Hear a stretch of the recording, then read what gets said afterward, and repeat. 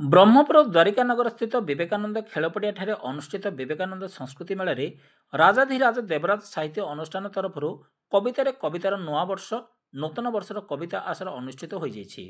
ଉକ୍ତ ସଭାରେ କବି ପ୍ରଫୁଲ୍ଲ ତ୍ରିପାଠୀ ସଭାପତିତ୍ୱ କରିଥିବା ବେଳେ ମୁଖ୍ୟ ଅତିଥି ଭାବେ ଡକ୍ଟର କୁଳମଣି ଓଝା, ମୁଖ୍ୟ ବକ୍ତା ଭାବେ ଇଞ୍ଜିନିୟର ଜାମିନକାନ୍ତ ଦାସ, ସମ୍ମାନିତ ଅତିଥି ଭାବେ ବିଶିଷ୍ଟ କବି ସୁଶାନ୍ତ ଦାସ, ଡକ୍ଟର ସନ୍ତୋଷ ଦାସ, ସୁଶ୍ରୀ ସୁଚେତା ପାଣିଗ୍ରାହୀ, ରତ୍ନାକର ସିଂହ ପ୍ରଭୃତି ମଞ୍ଚାସୀନ ଥିଲେ।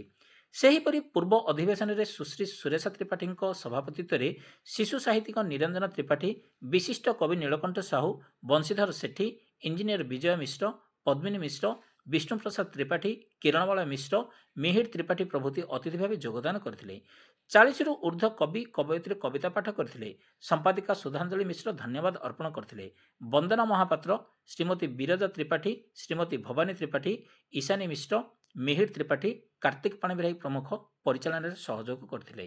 ବ୍ୟୁରୋ ରିପୋର୍ଟ, ଆଞ୍ଚଳିକ ବାର୍ତ୍ତା।